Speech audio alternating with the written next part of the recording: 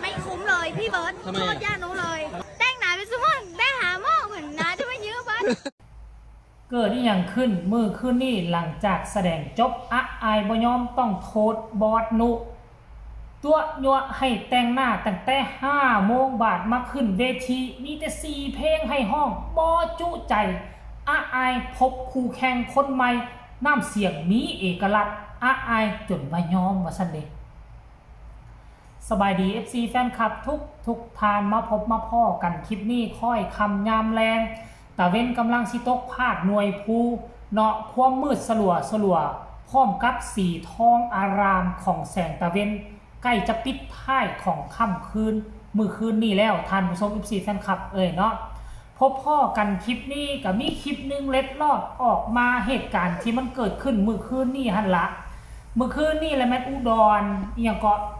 ฟูดเฟสเนาะอยู่ทั้งเมืองอุดรเป็นจังหวัดบ้านเกิดเมืองนอนของวงเสียง V6 นั่นเองซึ่งวงเสียง V6 ภายใต้การนำพาของแบรนด์ดังของพนกพงศกรลูกเศร้าหน้าแบรนด์ก็ได้รับเกียรติได้ไปลิ้นในงานฟูดเฟสในมือคืนนี้FC แฟนคลับขับค่าหนาแน่นคนเบิงวัดด้วยสายตาแล้วประมาณ 3-500 คนเนาะมันมีหลายฉากมันมีหลายมุมที่พวกเขาบ่ได้เห็นแต่ว่ามันมีทีมงานของน้องอายนั่นแหละทีมงานของเสียง V6 นกพงศกรคอยทายทยอยออกเปิดออกมาเทอละเล็กละน้อยมือวานนี่คิดว่าสิบ่มีอีหยังหรอกแต่ว่าเกิดขึ้นกับอายบ่พอใจแฮงเนาะวินแตกใส่กับบอสนุใส่กับยานุของเพิ่นนั่นแหละตั้งหน้าตั้งตาแต่งหน้าค่าตาตั้งแต่5 โมงแรงว่าซั่นเด้แต่งโดนแท้โดนมาแต่งท่าตั้งแต่5 โมงแรงบาดมาแล้วเฮ็ดจังได๋ว่ายานุคือว่าเฮ็ดจังซั่นว่าซั่นเด้ยานุคือว่าเฮ็ดจังซั่นได้ห้องแต่4 เพลงเท่านั้นแล้วก็ให้ลงอายบ่จุใจเพลงที่เตรียมเอาไว้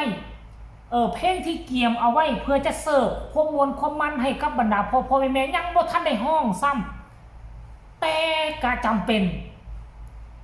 ได้หยุดได้ลงเวทีทานผู้ชม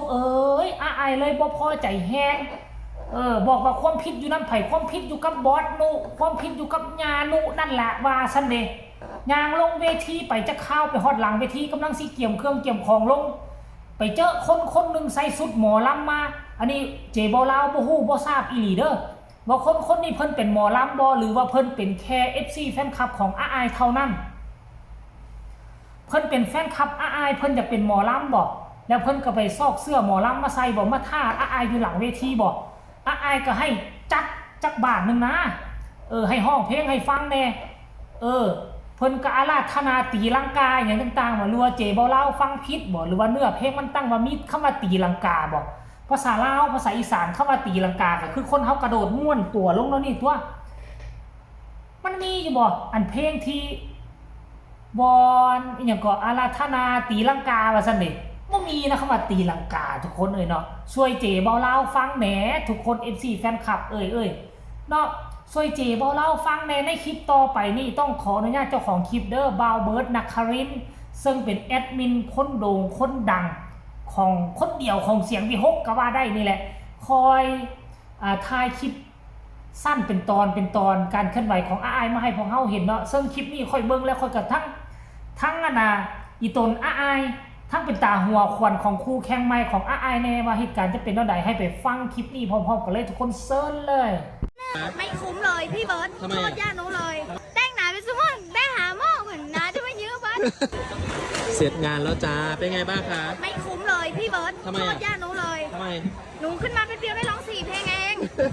ไม่คุ้มเลยเนี่ยโทษใครนะโทษย่าหนูเลยโทษย่าหนูเลยโถ่ไม่ได้ร้องไม่ฮังเลยอุตส่าห์เตรียมว่าจะมาเต้นกับพี่โถ่โถ่ไม่คุ้มเลยพี่แม็กไม่คุ้มเลยนี่เพิ่มไปได้ห้องได้หาหม้อฮะแต่งหนาไปสมมติได้หาหม้อเหมือนนาจะไม่เยอะบัดต้มมีอย่างด้วยนี่เครื่องบอสเครื่องด่างไหมเพิ่นมาเพิ่นไปลองแม่ห้างปูละดากปูละเปียงกับข่อยปูละเคืองบอสอันเดียวยังไม่นั่งซ้อนกันครับผม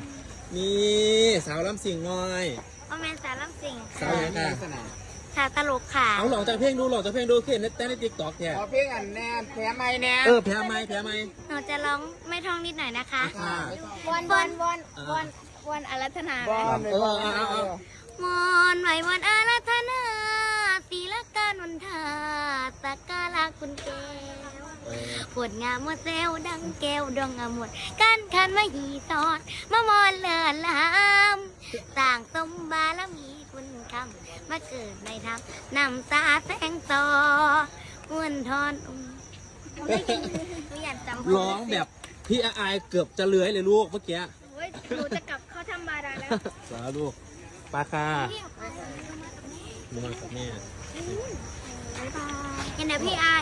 ยกลับไหนอะคะกลับบ้านค่ะ วันนี้ดูคลิปพี่ได้อายไม่ได้ไลฟ์ค่ะทีแล้วรอบนึงเห็นพี่อายไลฟ์สด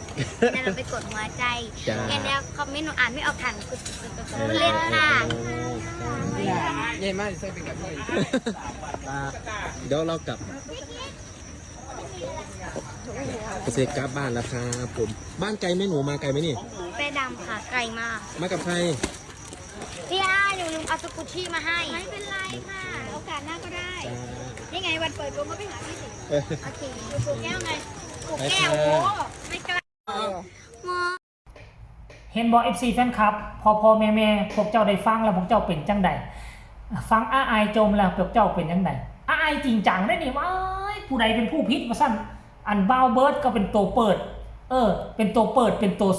ส่งไปใส่บอสนูผู้ใดเป็นผู้พิษซะนะบอสนูนั่นแหละยานูนั่นแหละเป็นคนพิษว่าสั้นเนี่ยตั้งมกตั้งใจซ่อมเพลงไว้แล้วได้อาอายว่าน่ะซ่อมไว้ตั้งแต่เมื่อวานนี่พุ่นแต่งหน้าตั้งแต่5 โมงบัดมาเลยเฮ็ดจังไหนให้ห้องที่4เพลงบ่จุใจบ่คักบ่แน่ยังบ่ทันเมื่อยแอแล่เทื่อว่าซั่นเด้โยอาอายนี่กะบ่ธรรมดาเด้ทุกคนเอ้ยเนาะพวกเจ้าได้เบิ่งแล้วพวกเจ้าเป็นจังไดได้เบิ่งเวลาอาอายของขึ้นนี่เป็นจังไดเวลาอาอายหมึนแฮงนี่เป็นจังไดและที่สำคัญคือ